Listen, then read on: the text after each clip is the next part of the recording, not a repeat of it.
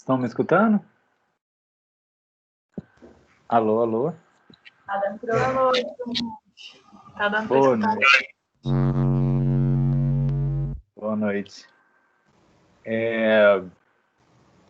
Beleza, pessoal. A gente agora... Vocês estão vendo uma apresentação aí? Um slide? Sim, tá aparecendo. Beleza. Deixa eu ver se eu apresentar tela cheia. Olha se vocês continuam com a apresentação.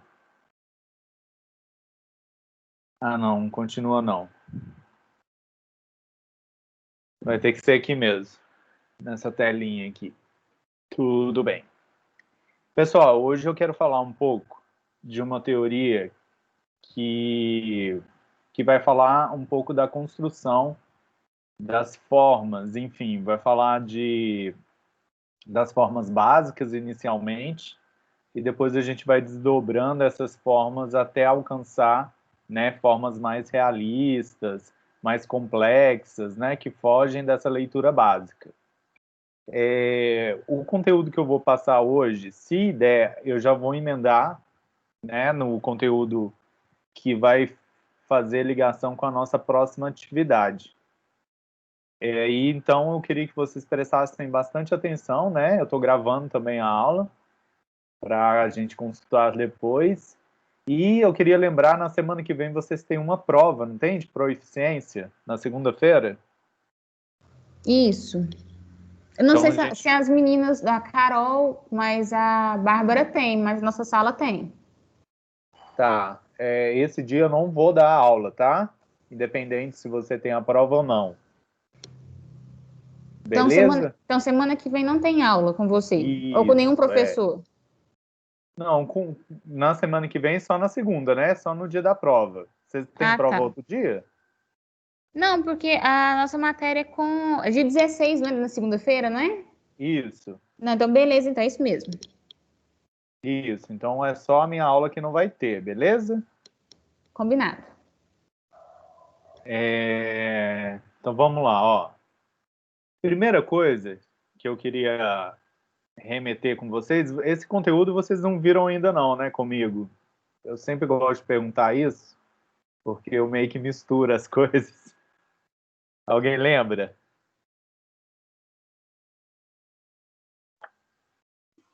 Eu não, Tomate, comigo não. Beleza. Com certeza eu já falei de Bauhaus com vocês, não já? Acho que até Você um grupo falou, fez um trabalho, não teve um fez, sobre a trabalho do Bauhaus? baralho, que teve disso, do Bauhaus, eu acho. Exato. A Bauhaus é a escola alemã que inaugurou a ideia de design como disciplina. Quer dizer, naquele momento, a gente estava falando de um período de crescimento da indústria, né? E a indústria percebeu que ela precisava desenvolver produtos inovadores, tanto na questão de forma, de função, de estilo, e daí ela começou a contratar vários artistas para desenvolver esses objetos, desenvolver essa arte, né? Daí surgiu a necessidade desses artistas se especializarem na ideia de desenvolver produto, desenvolver a estética, a comunicação voltada para uma função, para um público, para um conceito. E daí nasceu os fundamentos do design, tá? Como disciplina. E aí a escola Bauhaus veio com essa ideia de unir arte e indústria. Quer dizer, essa ideia do conteúdo da arte, da compreensão e significado das cores, das formas, desse repertório todo que vem do mundo da arte, agora focado e usado para desenvolvimento de produtos, né? Desenvolvimento de vestuário, de objetos, de arquitetura. A Bauhaus tem também uma ligação muito intrínseca com a arquitetura, com o design de interiores, com design até de objetos mais complexos, como automóveis, Enfim, a Bauhaus é uma escola muito interessante nesse sentido, né? Que ela pegou esse momento, essas questões que estavam acontecendo, paralelamente surgiram outros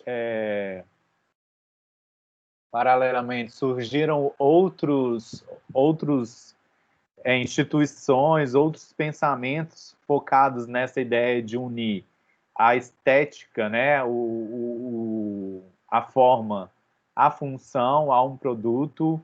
Esses conceitos do design foram surgir no The Steel, na escola de né? Isso não surgiu do nada, né? Antes da Bauhaus, o Art Deco, a Art Nouveau, por exemplo, ela já se munia de artistas para desenvolver os seus produtos, o design gráfico daquela época, os cartazes, as capas de livros, eram desenvolvidos por artistas, mas até então não se identificavam como designers, né? E sim como ilustradores, como pintores, até mesmo como tipógrafos, desenvolvendo coisas, elementos que hoje em dia a gente usa no design, mas até então sem essa formatação em disciplinas, em matérias, em teorias, em tudo. A Bauhaus, então, é um resumo desse momento, né? E a gente colhe frutos até hoje, né? Dessas teorias e desses avanços que eles desenvolveram. Uma das coisas mais legais e o que representa muito a Bauhaus é essas essas três formas básicas que a gente está vendo aqui na tela. E não só pela questão delas serem básicas, mas sim até a escolha das cores dela tem uma analogia muito interessante. Por quê?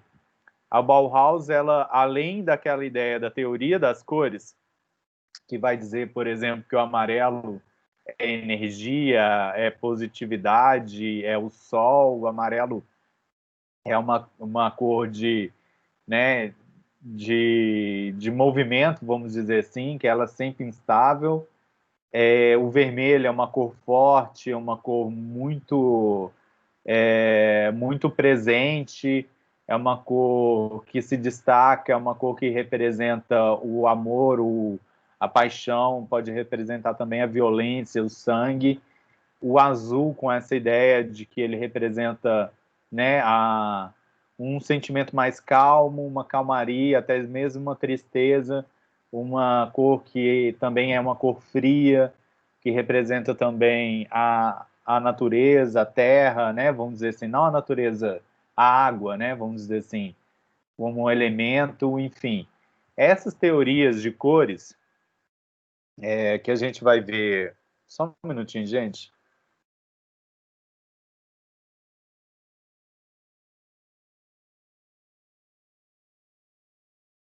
Voltando, desculpa. Essa teoria das cores, elas já vinham, né, de um repertório muito presente na imagem, na ideia da teoria da arte, enfim. Eles inovaram quando conectaram o conceito das formas básicas às cores. Por exemplo, as formas básicas também representariam conceitos, né? Iriam representar a questão do positividade, a questão da tristeza, a questão da força, enfim. E aí que conecta, né, essa ideia de que não só as cores básicas têm uma teoria, mas que também as formas básicas têm uma teoria. Então, dessa maneira, toda a compreensão de uma programação visual, de uma peça gráfica, ela poderia usar e munir desses conceitos, tanto como as cores, a representação e significado de cores, como também dialogar com a representação e o conceito das formas básicas. Para deixar mais simples, né, e a gente entender, por exemplo, o amarelo, então, representa uma energia, dia, luz. que quer dizer também uma coisa positiva, né? Quando a gente olha para o céu, o sol está brilhando, quer dizer que vai ser um dia agradável de verão, vamos dizer assim, que você vai poder ir para a praia. É um dia positivo. E nessa ideia, o triângulo, que é essa ponta aguda apontando para cima, é um símbolo do positivo. É o símbolo de algo que está em crescente, que é uma energia, né? Então, é natural então a gente conectar o amarelo com o triângulo e eles terem esse significado simbiótico dessa união de que a forma reforça a cor, que a cor reforça também a forma. Então, quando a gente quer representar o Sol, por exemplo, a gente não enche ele de raiozinhos. Quer dizer, toda vez que a gente vai representar uma luz, normalmente a gente busca essa ideia do triângulo, né? Esse raio, esse facho, que pode ser bem esticado ou não, mas tende a sempre a ser uma forma triangular. Então, esse triângulo representa o positivo, a ideia do positivo, né? A ideia de uma questão assim que pode também ser um sentimento de alegria, por exemplo. A gente tem um quadrado representado simbioticamente também com o vermelho, quer dizer, o vermelho e o quadrado são cores e formas duras, tá?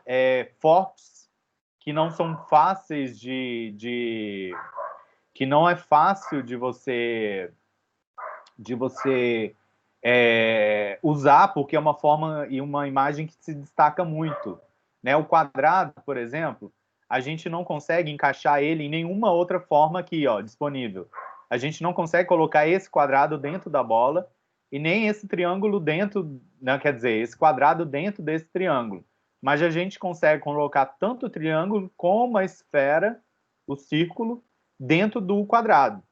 Quer dizer, é uma forma difícil, impactante e forte, que rouba a cena, vamos dizer assim. Né? E a cor representa isso, representa essa força, essa intenção, né, de ser destaque e de gritar, né, e de ser expressiva dessa maneira. E a gente tem o círculo, que tem essa conexão com o azul, porque o círculo representa o infinito, quer dizer, é uma forma que você não sabe onde começa, onde termina, assim como o azul do céu é um azul infinito, né? Então a gente tem essa conotação do azul ser essa, quer dizer, do círculo ser essa forma mais calma, mais suave, mas que dá uma certa depressão, vamos dizer, porque você não vê o fim, né, dessa forma. Então, isso gera uma ausência da expectativa, né? E isso tudo são estudos psicológicos, galera, assim. Tem muita leitura, muita teoria em cima dessas três formas básicas aqui e essa conexão que elas têm com as cores. E pensando dessa maneira, a Bauhaus estava querendo representar, né, as questões também de sentimentos humanos em relação a isso, né? Como a gente traduz os sentimentos humanos em cima dessa teoria. Vocês estão me acompanhando? Vocês estão aí ainda, gente? Estamos sim. Beleza. Sim. Aqui tem um grande segredo, que não é segredo para muita gente, mas que é muito interessante da gente saber, que é o seguinte, esse desenho, essa animação, que é o Divertidamente, quem já assistiu aí? Eu e chorei. Eu chorei. O Divertidamente é um estudo para desenvolvimento desse desenho, dessa animação. Não é à toa que a Pixar ganhou o Oscar, né, por essa animação, porque ela se muniu de toda a teoria da Bauhaus para desenvolvimento da animação, principalmente no character design dos personagens que representam os sentimentos. Olha isso. Antes, depois, tá? Então a gente tem a alegria representada por essa forma triangular, reforçada pelo vestido dela e esse tom de amarelo sempre constante. A raiva é essa forma quadrada, né, vermelha, sempre em estado de ebulição quase. E a tristeza é essa forma redonda, azul, né, que tem essa conotação de tudo que eu citei, né, em cada uma das formas. Então é muito interessante a gente fazer essa analogia desse conteúdo que vocês estão vendo agora com a animação, porque é um exemplo de como aplicar essa teoria até mesmo de uma forma assim direta e caricata, mas que fica subjetivo. A gente percebe isso por causa do reforço que eles fazem de cada característica do personagem, da fala, da atitude, né, do jeito do personagem, enfim, mas que intrinsecamente ele também está buscando ali um referencial dentro de todo o repertório que a gente tem em cima dessas formas básicas, que inevitavelmente a gente não sabe, mas a gente está sendo impactado constantemente por essa psicologia das formas e cores, né? Por essa união dessa subjetividade aí. Aí é que é legal que expande um pouco também o medo, é essa forma, é a espiral, né? Desculpa, espiral que vai representar a fragilidade, né? Uma coisa muito frágil. Sabe aquela planta, aquela raiz que cresce tanto, que curva, que parece ser frágil, e essa ideia de que está sempre instável. O roxo entra para esse espectro da forma espiral, justamente porque o roxo ele é a cor que representa o mágico, o misterioso, o ausente, que é um assunto constante na mente de uma pessoa medrosa, né? E culturalmente também a gente tem ali o roxo sendo usado como a cor fúnebre em algumas religiões também, que vão aumentar esse aspecto assim dessa intenção dessa cor. E lembrando que não é só a cor, mas a forma. Ele é um personagem esguio, meio torto, que termina nessa espiral do cabelo dele, reforçando essa ideia toda. E a nojinho verde, né? Quem quer a gente quando criança odeia vegetal, tem nojo da ervilha porque ela é verde, né? Alguns excrementos humanos, vamos dizer aí, o ranho, por exemplo, é verde. Tudo que é ligado a essa conotação do nojo, assim, tem essa pegada do verde. E ela, a personagem, tem uma estética de um triângulo também. Mas pelo cabelo, pela cabeça, assim, sugere uma inversão desse triângulo, assim, sabe? Enfim. Aqui tem um esquema dos personagens para vocês terem essa noção dessa forma presente nessa construção desses personagens. Deu para entender, gente? Isso? Alguém já tinha percebido essa teoria no desenho?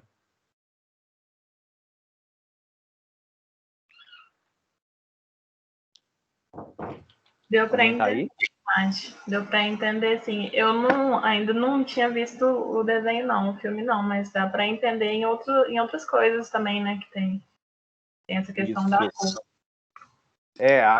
Tem vários aí. A gente vai ver, tipo, vários YouTubers, críticos de série, de cinema, fazendo assim uma análise da direção de arte de vários filmes, assim, o porquê a pessoa adotou aquela cor naquela cena, enfim.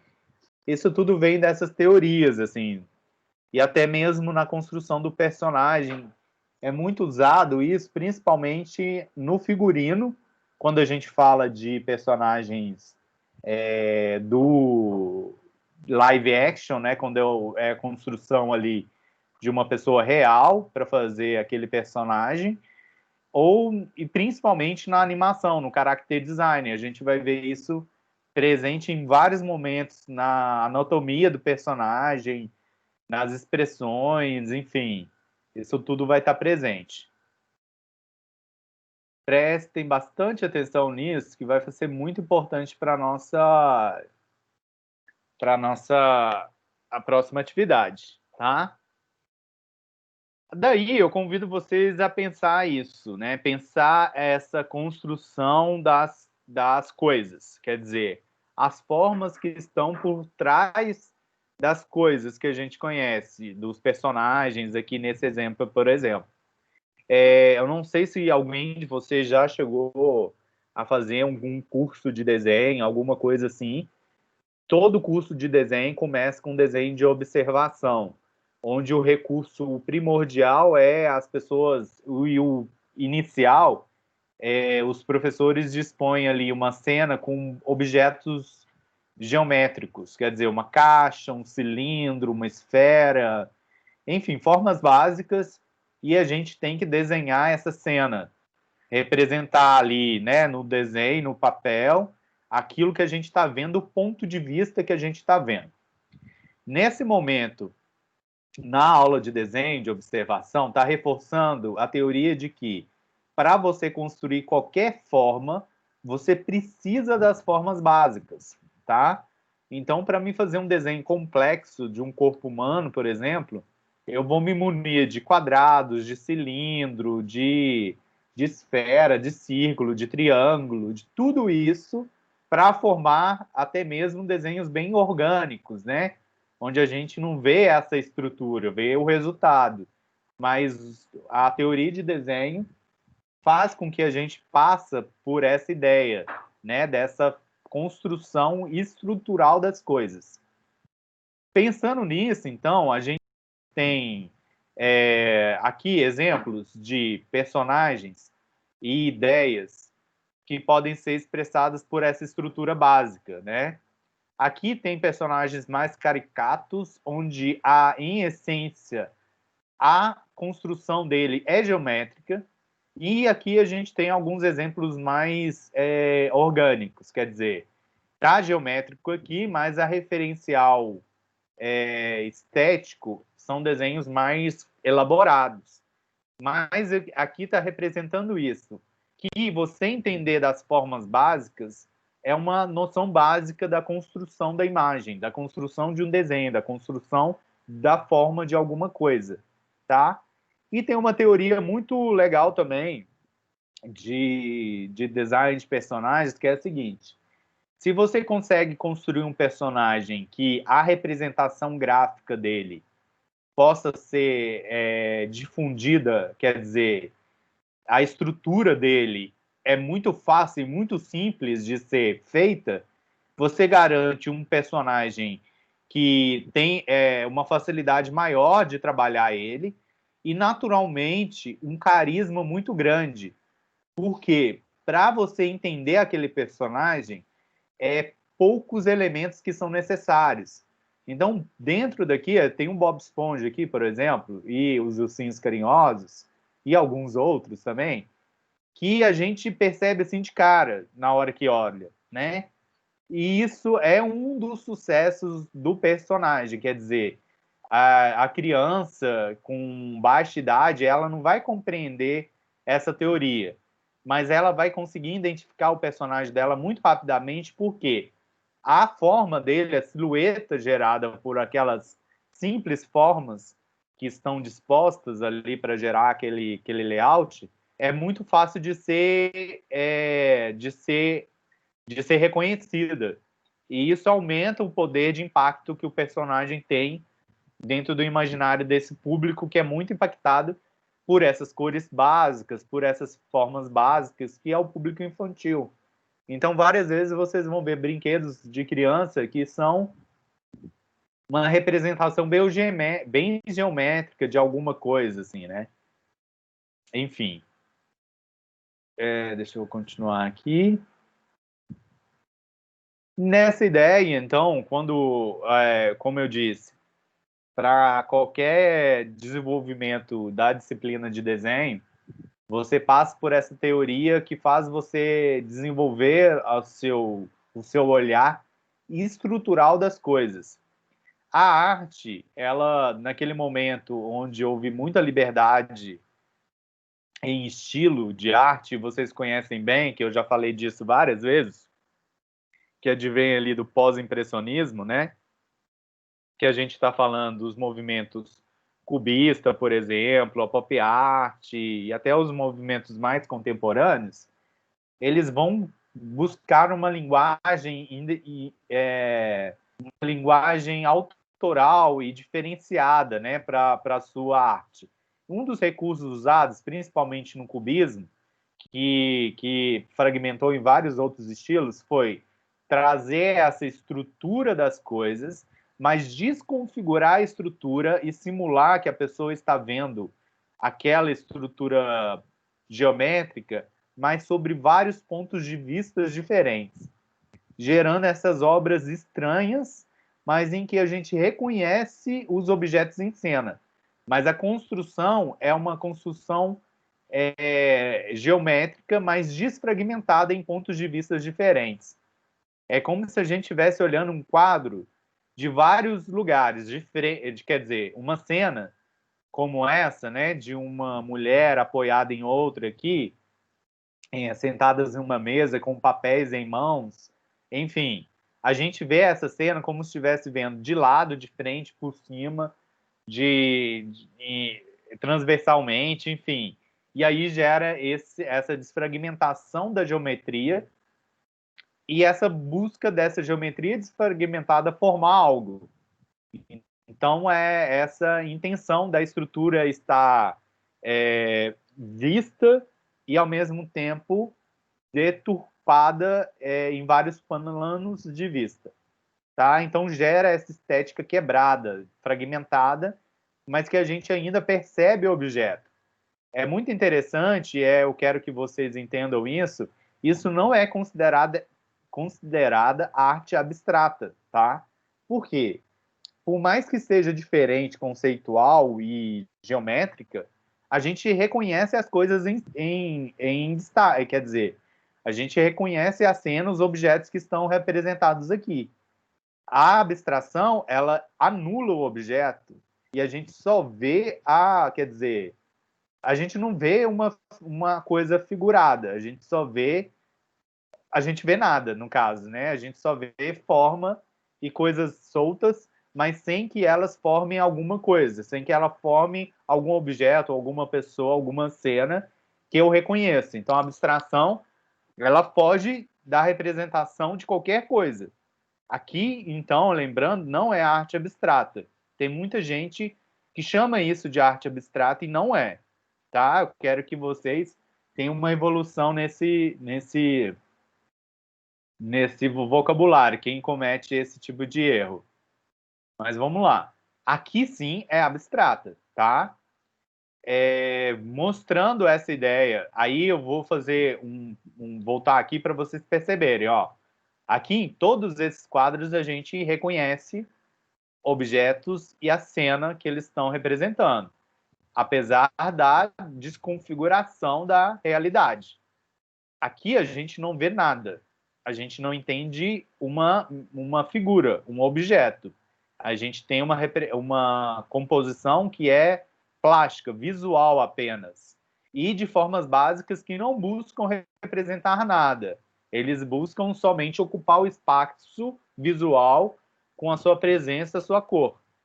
A The Still, que é um movimento encabeçado pelo Mondrian, que é um artista que trouxe essa ousadia para a arte, que é o seguinte: ele buscava representar a partir dessa geometria, esse xadrez, vamos dizer assim, essa geometria reta dele e essas cores básicas.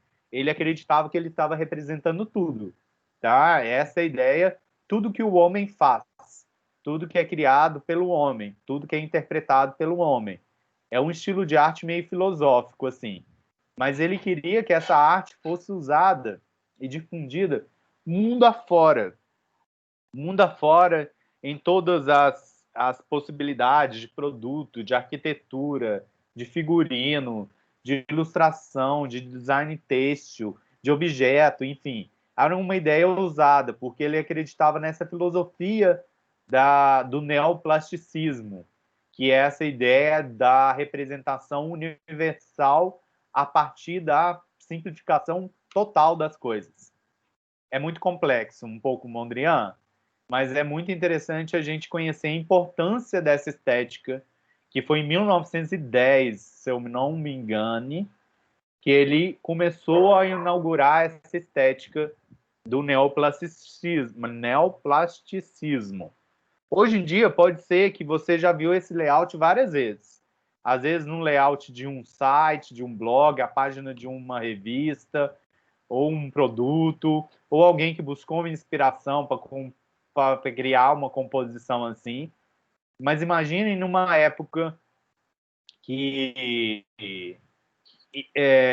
que ainda perdurava muito aquele classicismo da arte, da bela arte, né? Que era a pintura clássica, daquele movimento todo do neoclássico, enfim, que aqui já começou a surgir vários estilos, várias rupturas disso, mas surge um artista com uma visão assim muito ousada e muito audaciosa para sua época, tá? E Mondrian foi esse cara nesse momento.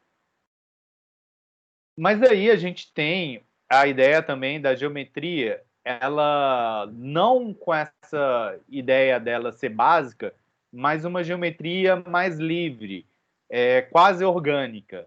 Oscar Niemeyer é um dos representantes dessa geometria livre, espontânea, né, gerada a partir dessas formas que tem na sua linguagem uma proposta de geometria, mas a gente tem uma construção que gera uma plástica totalmente nova, diferente, a partir dessa geometria, tá?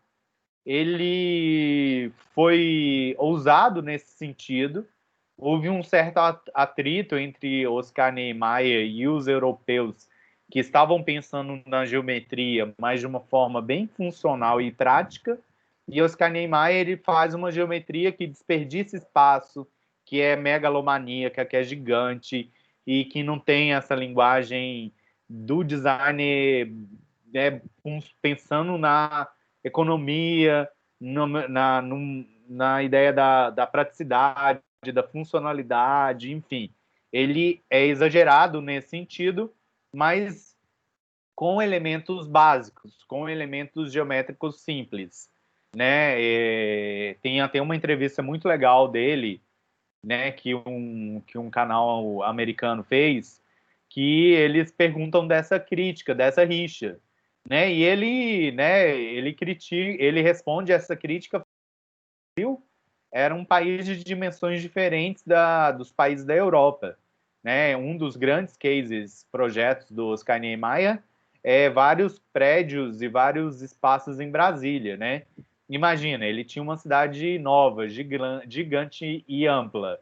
Ele não economizou nada que ele podia nesse sentido de dimensão, de escala das coisas, né? E gerou essa construção que tem uma assinatura estética muito nova e que é muito cultuada muito lá fora, apesar desse primeiro contato que teve um atrito entre esses artistas, né, dessa época com o Oscar Niemeyer. Enfim, é muito legal pensar que o Oscar Niemeyer foi contemporâneo de vários artistas que a gente estuda hoje, né, no pós-impressionismo.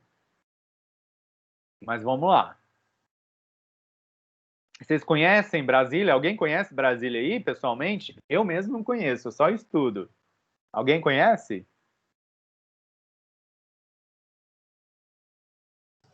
Não Tem alguém conheço. aí? Eu não conheço, não, também. Eu acho que deve ser muito legal ver essas coisas distantes, essas construções, e você ir aproximando e vendo assim, a escala gigante, né? Não sei se vocês passam ali no aeroporto indo para Confins, é isso? Confins? Isso. Tem aquele prédio, foi uma das últimas construções dele, a sede do governo do estado mineiro. Também tem uma coisa muito, sim, é uma geometria muito arrojada, né? muito rica, né, do Oscar Niemeyer. Eu acho que ele, sim, é um dos grandes nomes, assim, da estética brasileira, né, dessa ideia que, na verdade, é uma assinatura dele, né? Enfim, vale a pena a gente estudar um pouco nesse sentido. Aí, falando ainda de formas, a gente falou de formas básicas da geometria e seu desdobramento em vários momentos ali. Mas agora vamos falar das formas da configuração real, quando a gente não quer essa representação esquemática que a geometria nos dá. A gente quer uma representação verossímil, que a gente enxergue o objeto, enxergue a textura, enxergue a riqueza daquela questão. Eu lembro, isso sim, eu lembro que eu passei o documentário da Netflix do Abstract. Vocês lembram, né? Daquele ilustrador, Sim, Signan, eu lembro. Newman Signan. Ele fala Sim, muito sim. disso, né? Da geometria, da coisa, do impacto e da representatividade, né? Que a gente tem da geometria. A geometria, uma representação esquemática de um coração, quer dizer, aquele ícone que a gente conhece, várias pessoas vão reconhecer um coração naquela forma, independente da cultura e da sociedade que aquela pessoa está inserida. Agora, a ilustração e a fotografia de um coração real, às vezes uma criança não sabe que é um coração, por exemplo. Às vezes até mesmo um adulto não sabe, porque dependendo do ponto de vista ali que a imagem, a foto é tirada, não tem essa conotação simples, né? Então, uma das ideias também que é muito explorada é que quanto mais geométrica e simples, que é a mesma teoria que eu falei dos personagens, quanto mais geométricos e simples eles são, mais pessoas reconhecem aquilo, mais aquela mensagem, aquela ideia fica universalizada, tá? Então, enfim, agora quando a gente vai para o real, para a configuração real, a gente abandona essa ideia da representação universal e vai na representação daquele objeto em específico. E aqui eu faço eu trago uma montagem meio surrealista, né, que é uma edição fotográfica ou uma pintura, eu não sei ao certo, em que o poder dessa imagem é só jogado, é só elevado, porque a representação do coração aqui, ela se dá quase que real. E também da textura e do espinho. Então a gente tem essa ideia do surrealismo, de distorcer as coisas, de brincar com a nossa percepção, em que isso é só amplificado porque a configuração normal do surrealismo é trazer objetos reais, é trazer coisas que a pessoa vai ver que é rico e complexo a sua representação de textura, de forma, de volume e da busca de que aquilo em algum momento seja real. E aqui nessa ideia, né, de trazer essa mistura da textura de um cacto com um órgão, né, que é o coração. É uma coisa impossível, mas se torna bizarro porque a gente vê aqui numa formação possível, né? Se fosse, seria assim.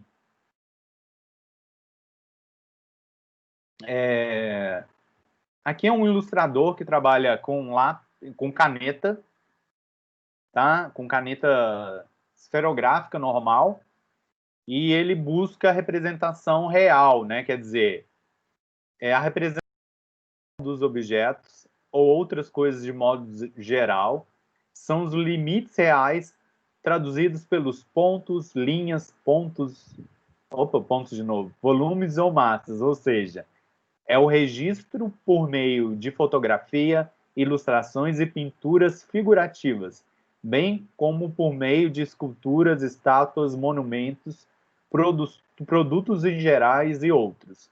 Quer dizer, quando a pessoa opta por esse estilo, por essa configuração real das coisas, ela está querendo dizer daquela pessoa em específico. Ela não usou uma ilustração aqui para simular várias pessoas. Não, ela usou de todos os elementos visuais, quer dizer, do ponto, do volume, das cores, da sombra, da luz, para representar e você enxergar, né, a Natalie Portman, a, meu Deus, Scarlett Johansson. Aqui eu esqueci o nome desse cara, mas ele fez The House. Esse cara é o que faleceu tem pouco tempo. Eu esqueci também o nome dele. E do Harry Potter, que eu não sei o nome real do cara. Mas olha, como todos os elementos aqui reforçam a representação real dessas pessoas, desses rostos, né? Em que a gente busca no nosso repertório e reconhece, porque são personalidades famosas. Por mais que a gente não saiba de fato quem é, mas a gente sabe um filme ou outro que essa pessoa fez, né? Esse é um recurso muito usado no cinema, tá? Só um minutinho, gente.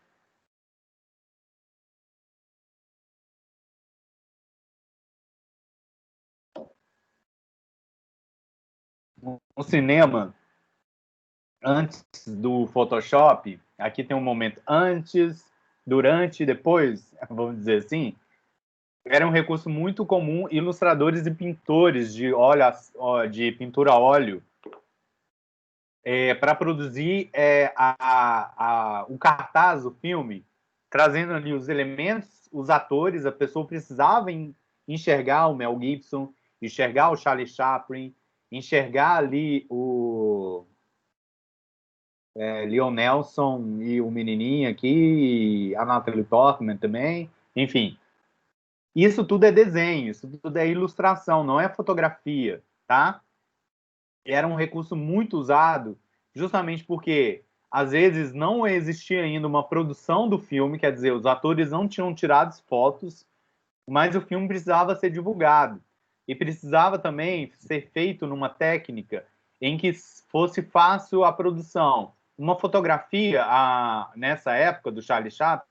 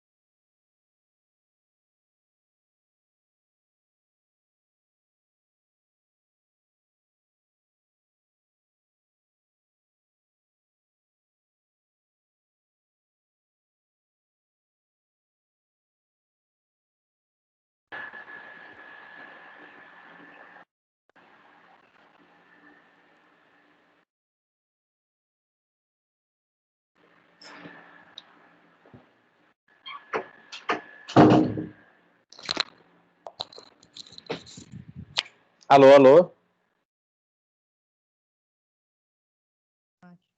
Alô, alô? Alguém aí?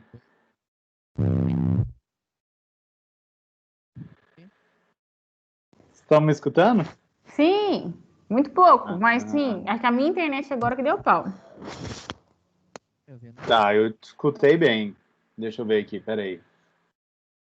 Quantos tem aqui? Beleza. Deixa eu voltar. Eu meio que perdi onde que eu tava, peraí. Ah, tava nos rótulos de alimentos. É isso?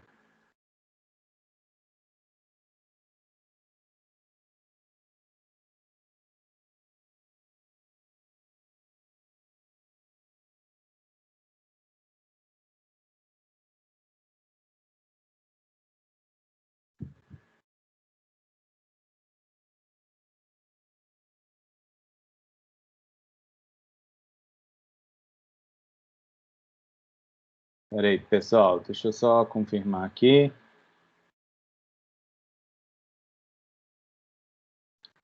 Beleza. Vocês estão vendo aí a apresentação? Voltou o slide na tela? Sim, tô vendo.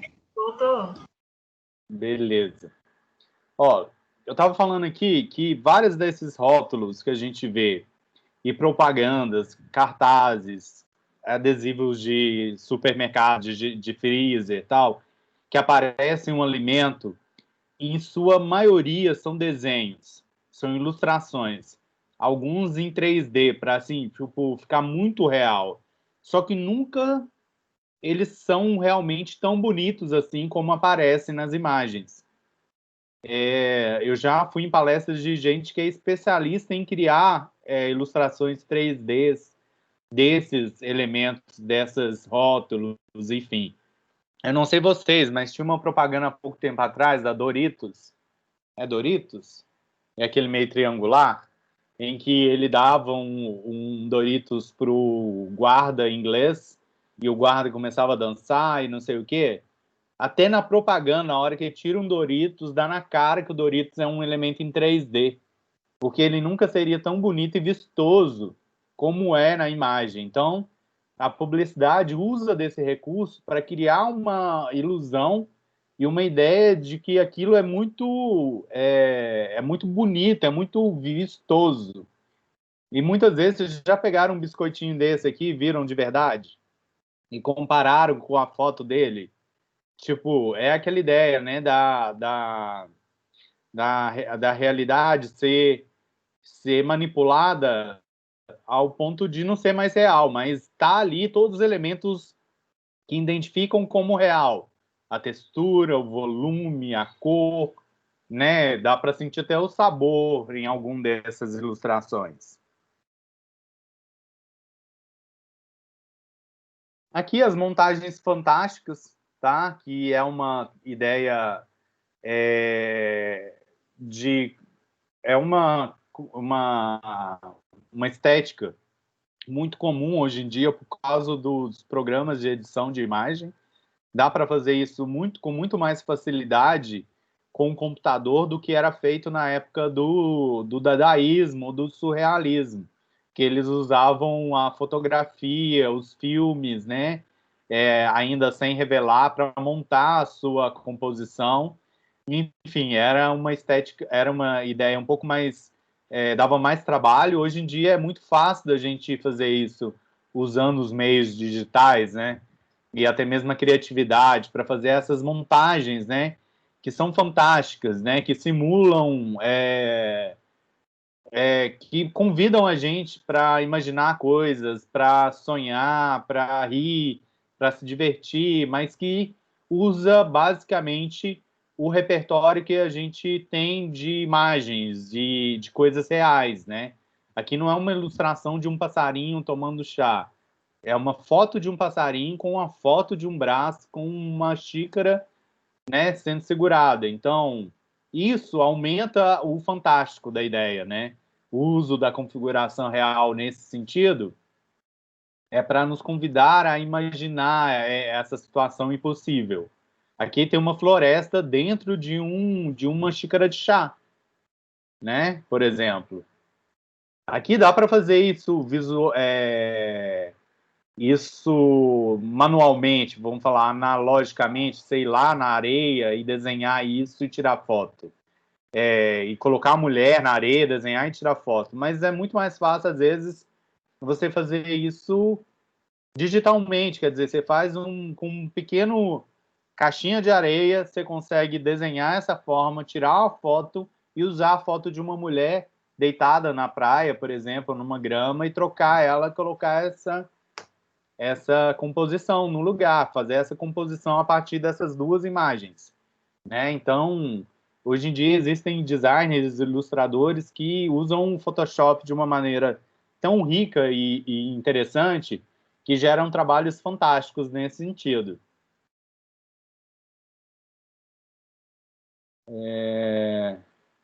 Daí a gente vai na raiz, né, dessa ideia, que é muito surrealista, né, de usar essa ideia, essa informação visual real e desconfigurar ela numa situação bizarra e esquisita, né? A Magritte foi um pintor muito, né? A gente tem esse quadro que é o mais famoso dele, né?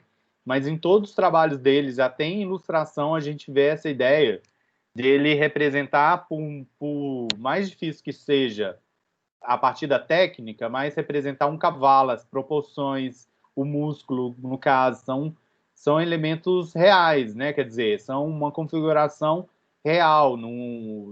Tem a sombra, tem o volume, tem os músculos, tem as proporções, a escala das coisas estão corretas. Isso, né, torna a cena impossível e fantástica nesse sentido. O pai do surrealismo, vamos dizer assim, um grande propagador, que é o Salvador Dalí, não é mais, é uma pintura, né? E a estética e a textura buscando uma representação do real, quer dizer, do que a gente conhece, né? De uma pata de elefante, de uma pele de elefante e do brilho, por exemplo, de um objeto aqui desse. Eu não sei, esse aqui não é um saxofone, eu não sei o nome desse objeto aqui, tá, gente? Que é o que tá aqui. Enfim, tudo aqui busca e reforça isso, né? Enfim, deixa eu ver, tem outra obra do Salvador aqui, ó. Opa, essa é uma outra, ó. Né? Tudo brincando com essa ambiguidade, com essa estrutura real, né? E deturpando ela e enganando a gente visualmente, né? No design de interiores, a gente tem um estilo de decoração, um estilo de trabalho, que é o kitsch, que é um estilo que busca, em tradução direta, assim, é um estilo que é considerado levemente cafona, porque ele vai representar ali a porcelana, objetos que já não são tão populares, quer dizer, já foram muito populares, hoje em dia são objetos mais de brechó, de antiguidade, enfim. E esses objetos, eles tinham uma mania de trazer coisas reais, assim, uma textura real. Aqui é um abacaxi, né? Por exemplo, a gente tem aquele jarro de abacaxi que é muito famoso, né, na cultura brasileira, tá lá nas casas, na casa da grande família, por exemplo. Aquilo é um objeto kit que tenta representar um abacaxi de verdade, mas é um objeto. Aqui a gente tem um telefone com cervo, flores, né, de porcelana.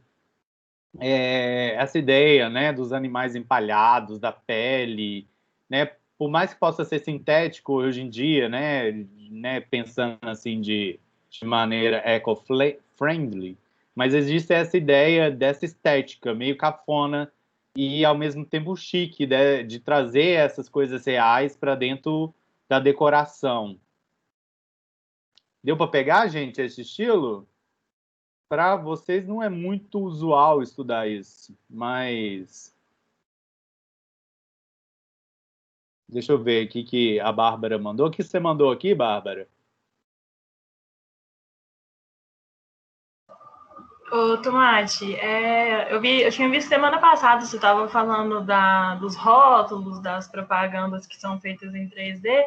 Eu tinha visto a do Becada, dos potes que eles fazem de sorvete. Aí saiu um vídeo entre como que foi feito em 3D dos potes de sorvete, dos baldes de Que sorvete. massa! Não, vou passar aqui, peraí. Deixa eu ver se eu consigo abrir aqui. Como é que eu clico aqui, gente? Clica aqui.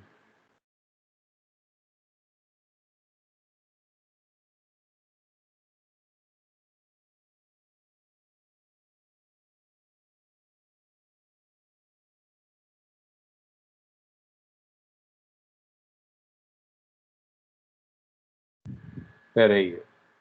Ai, meu Deus do céu.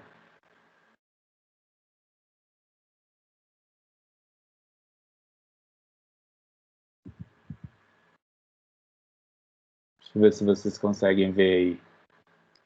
Muito legal, deu para entender o que é.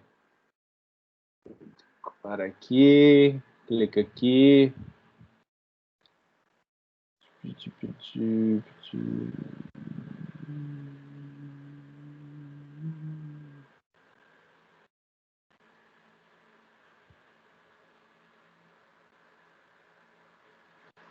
Vocês estão vendo aí minha tela do WhatsApp com um videozinho parado aí?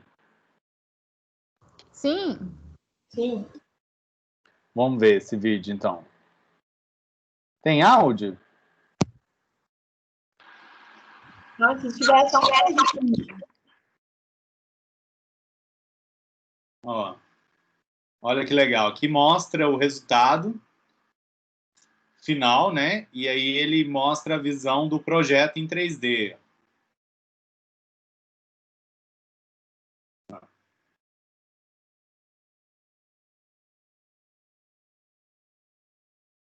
É tudo meio geométrico primeiro, né? Depois que dá o acabamento, assim.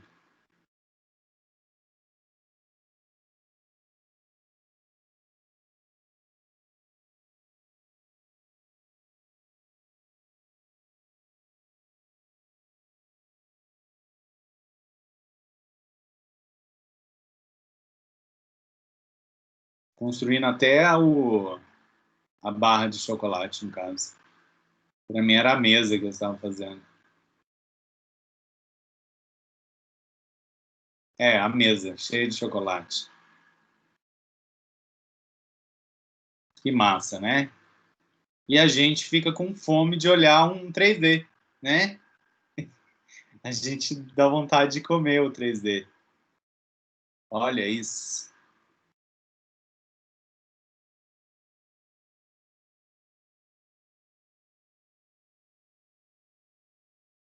Doce ilusão, né? Literalmente. Mas é isso. É muito comum na publicidade esse recurso, né? De usar isso vamos dizer assim, para favorecer, né, a imagem e deixar ela mais atrativa, mais degustativa nesse caso, né? Aqui, ó, deixa eu ver. Aí avançando aqui no nosso conteúdo, a gente vai também passar pelas configurações esquemáticas. Eu falei um pouco delas antes, quando eu falei das formas básicas e da importância que ela tem ali para a história da arte em alguns momentos, mas aqui a gente vai trazer, assim, a diferença entre a configuração real e a esquemática, né? A configuração esquemática são as representações de formas conhecidas, porém em uma linguagem mais simples e estrutural. Uma linguagem gráfica que pode ser representada por meio de sombras, manchas, chapados, traços, linhas de contorno e silhuetas. Então, quando a gente tem essa ideia da configuração esquemática, é quando a gente cria uma estética, um visual em que a gente consegue entender né, a intenção, o objeto em cena, o que aqueles elementos visuais estão formando, só que não é tão real, quer dizer, às vezes é formado por uma outra coisa, né, como a gente pode ver aqui. Aqui a gente tem ausências de detalhes, assim, assumindo uma questão, uma desconfiguração da realidade, mas sim está representando, né, um banquinho, um violão ali, um artista, um músico. Aqui a gente tem, apesar de serem corpos, de serem pessoas, e a gente vê elas de verdade, os modelos, mas elas estão formando uma caveira, né? Essa é uma obra do Salvador Dalí, né, que foi muito usurpada e usada em vários filmes de terror, essa estética, né? De usar corpos para formar uma caveira, para formar uma outra coisa. Então, é uma caveira que é representada por esses elementos que são reais. Mas o que importa aqui é a configuração, é o esquema gerado para formar a caveira. E aqui a gente tem um exemplo parecido, né? Um dançarino, né? Um artista performático, fazendo um movimento, mas em que a cor, a continuidade, né, gerada por essa diferença de cor, gera um esquema, uma configuração esquemática de um flamingo.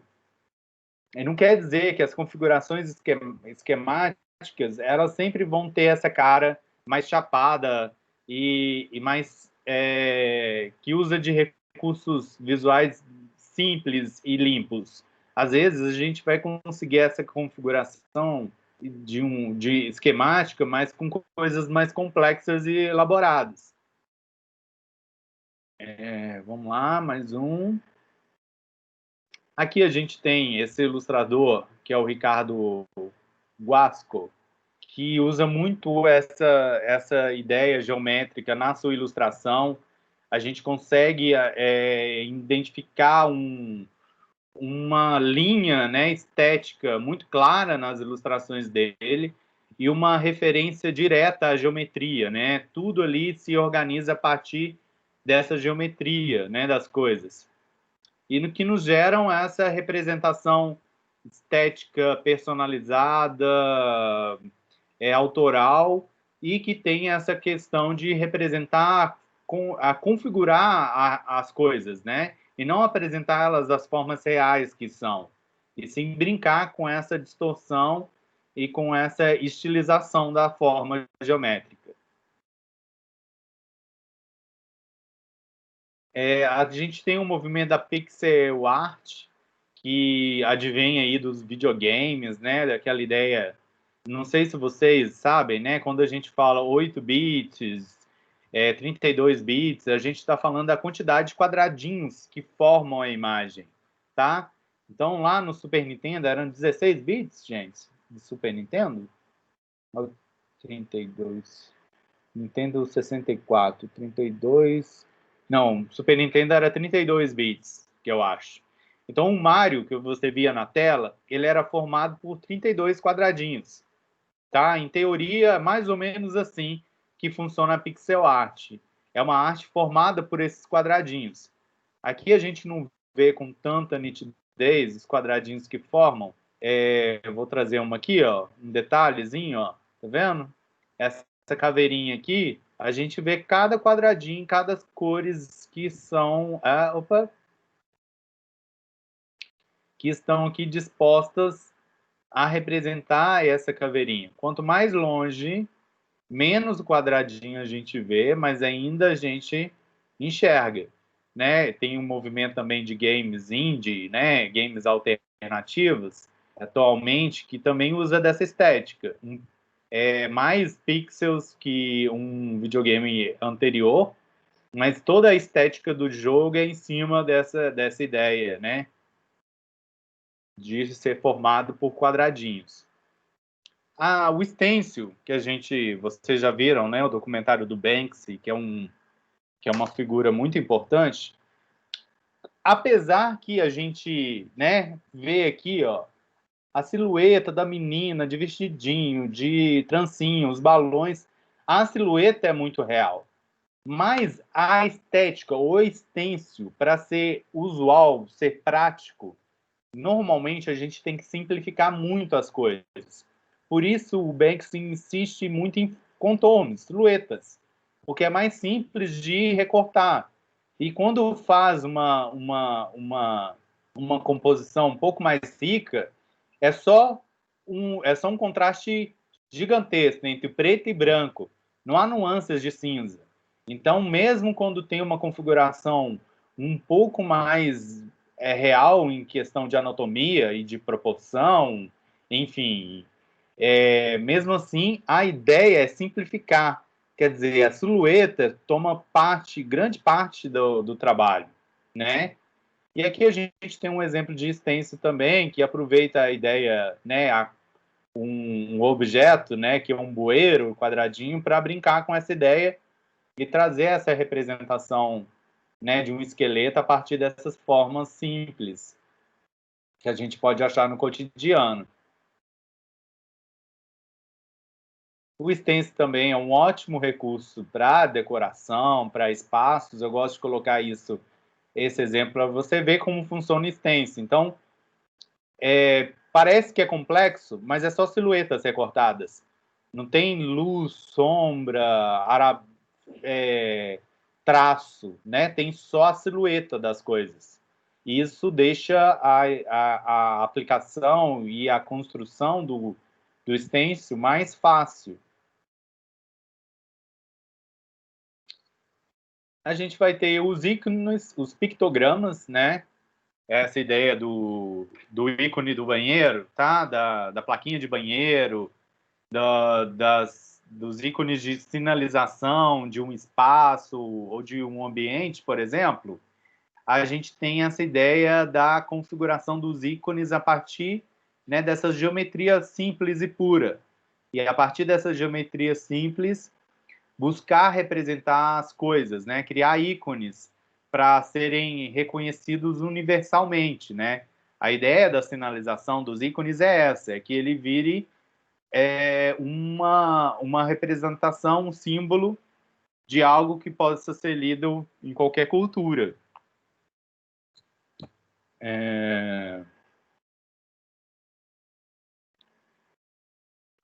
Desculpa, gente. Aqui, ó, pictogramas, por exemplo, uma coleção de pictogramas que fogem dessa ideia. Opa! Deixa eu passar por aqui. Que tem uma estética, tem uma identidade entre eles, tá? Foge desses pictogramas tradicionais que a gente vê, mas mesmo assim a gente ainda continua percebendo todos os ícones, o que eles representam, né? Escada, elevador, ambiente de bate-papo, de interação, recepção, saída, estacionamento, primeiros socorros, Wi-Fi, enfim. E é legal, vocês percebem nesse exemplo que vários deles têm uma identidade em comum, tem uma estrutura parecida, tem um estilo de traço, tem uma curva, e isso gera uma identidade entre esses ícones, gerando assim uma família, né, de ícones para uma identidade visual de uma empresa. Normalmente, quando a gente faz isso, a ideia é que a gente crie ícones também personalizados, que combinem com a marca, né? Então, que vão ter vários. Opa, nossa senhora. Espera aí, gente. Ó, droga. Isso são ícones para uma galeria de arte. Enfim.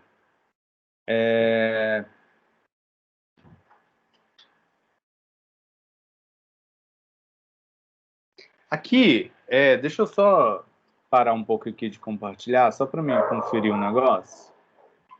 Espera aí. Vocês estão aí ainda, gente? Caiu não, né?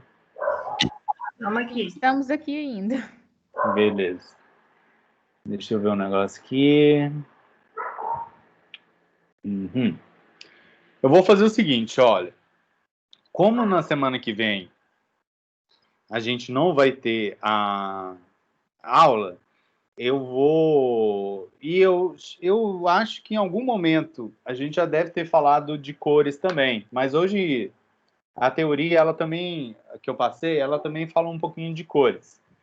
Eu já vou passar a nossa próxima atividade para vocês entregarem na semana após a semana seguinte, que seria no dia 23 de novembro.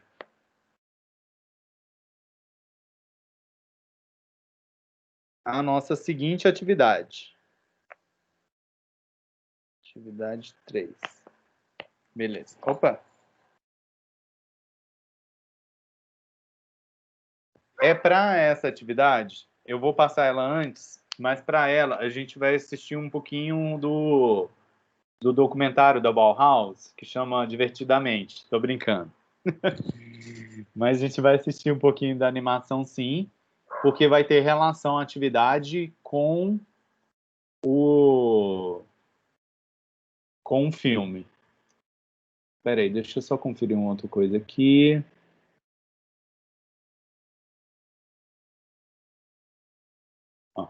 É um trabalho, é uma atividade que eu quero que continue no mesmo grupo, tá?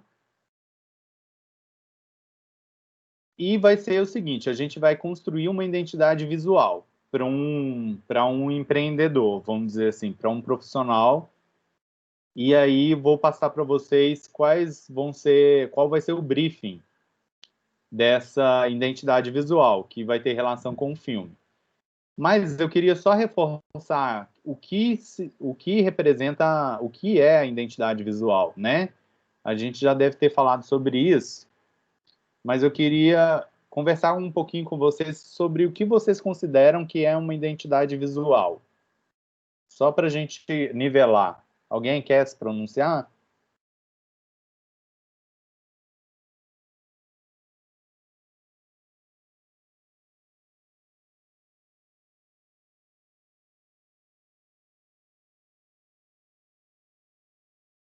Beleza, eu vou ler aqui para a gente ver se todo mundo concorda com essa definição. Identidade visual é o conjunto de elementos formais que representa visualmente e de forma sistemática um nome, ideia, produto, empresa, instituição ou serviço. Esse conjunto de elementos costumam ter como base o logotipo, um símbolo visual que se complementa com cores, tipografia, grafismos, personagens e outros componentes que reforçam o conceito a ser comunicado através dessa imagem. Resumidamente, a identidade visual é a imagem ampliada da marca. Então, todos os recursos visuais utilizados por uma empresa, eles podem ser elementos que reforçam a identidade visual daquela empresa, reforçam a marca da empresa.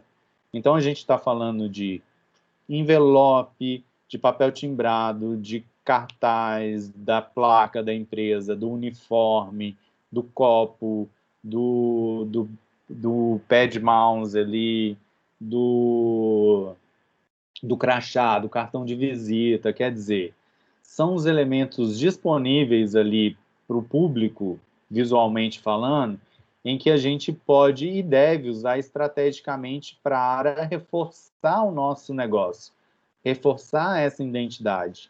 E isso transmite muito profissionalismo, isso transmite que a empresa é uma empresa moderna nesse sentido, né? Preocupada com sua imagem, enfim.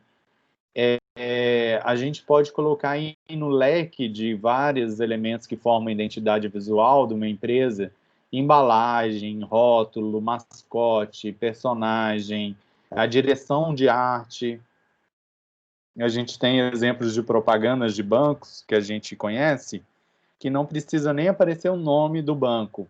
Se aparecer um determinado ator com uma determinada roupa, com uma cor de fundo, a gente já sabe que é sobre aquele banco, sobre aquela empresa. Então, a estratégia é muito ampla de identidade visual.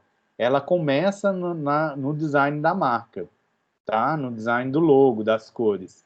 Mas ela não fica aí, ela, né, ela é ilimitada nesse sentido. Ela pode estar presente em vários momentos, né, em várias mídias, em várias plataformas, de várias formas, para reforçar essa identidade.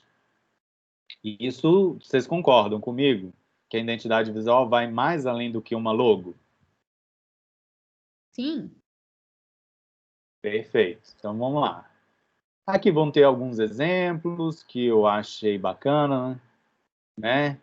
A gente tem aqui, por exemplo, essa marca, que é uma marca que, dependendo do ponto de vista, ela muda, que ela é baseada nessa forma geométrica. Então, a gente vai ver ela meio que mudando um pouco na representação, mas é o que ela está falando é da estrutura das coisas. Então, a identidade visual, muitas vezes, a logo não precisa ser constante e instável e sempre a mesma. Vale lembrar a logo da Oi, da Telefônica, que também tem uma onomatopeia orgânica, que muda dependendo da intenção deles.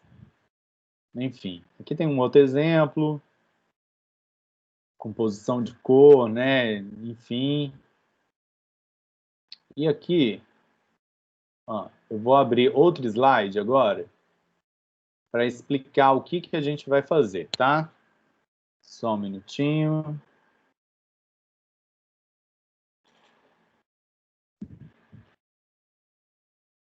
Deixa eu ver, cadê? Vai.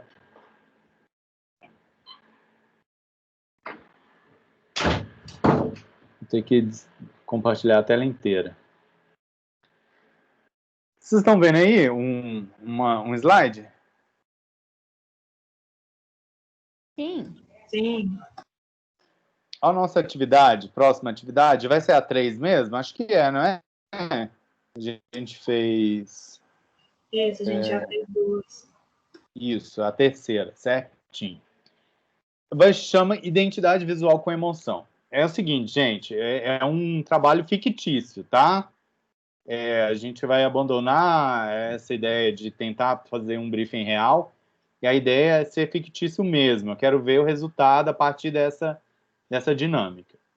É o seguinte, escolha um dos briefings listados abaixo e crie uma identidade visual, logo, cartão de visita, página profissional no Facebook, etc., para o profissional descrito. Note que cada um dos profissionais tem uma relação direta com um dos personagens da animação Divertidamente. Ou seja, os personagens ganharam vida no mundo real e precisam de uma marca para começar o seu negócio. Explore na sua criação os conceitos visuais que a animação usou para definir cada um dos personagens, formas, cores, texturas e afins. Então, resumidamente, é o seguinte, ó. Cada briefing faz uma alusão a um personagem. Por exemplo, o briefing 2, imagine que é a raiva. Imagine que é uma pessoa que parece muito com a raiva ou tem a mesma personalidade que esse personagem, tá? Então, o nome dele é Júnior Coelho, ele é um advogado, ele atende o segmento dele, ele é um advogado especializado em direito trabalhista e previdenciário. Quer dizer, vocês precisam criar um cartão de visita, uma logo, uma página no Instagram, que eu estava na época, ainda estava Facebook, tá? Mas a ideia é essa, simulem uma identidade visual e suas aplicações para esse profissional, para esse briefing 2. Então, você vai se inspirar nesse personagem, mas não é para usar a foto do personagem, tá, gente? É uma alusão, é um trabalho conceitual, tá? Deu para entender? Eu entendi. Ó, você vai criar dados fictícios, telefone, endereço, e-mail, tudo isso é inventado. Você tem que só o nome, a profissão e o segmento, quer dizer, a particularidade que aquele projeto tem. Então, o seu trabalho de direção de arte nesse sentido e é um trabalho muito recorrente no nosso mercado, é os diretores de artes serem responsáveis pelo conceito de marca, pela criação de identidades visuais de futuros clientes ou de clientes, para mostrar o diferencial do escritório, do profissional. O case de identidade visual é muito usual, assim, e é muito bom para portfólio. Enfim, então, diretor de arte sempre pega identidade visual para ser responsável, assim, é natural. Então, esse trabalho é um trabalho que você tem que pensar no conceito, na personalidade desse. Vamos dizer que o seu briefing, um contato com o seu cliente, ele se mostrou como esses personagens se mostram, né? Então, você tem que fazer algo que combine com essa personalidade e que, principalmente, atinja o objetivo dele, expressado pelo segmento. Então, a gente tem aqui, ó, 5 briefings que vocês podem escolher. Tem a Angelita Coelho, que é uma personal trainer, que é a personagem Alegria, que é a inspiração para esse projeto. O segmento dela é idosos que precisam de acompanhamento domiciliar para ginásticas de atividades leves. Então, não só a personalidade, quer dizer, a alegria, enfim, vai me influenciar nesse trabalho, como também o objetivo que ela tem.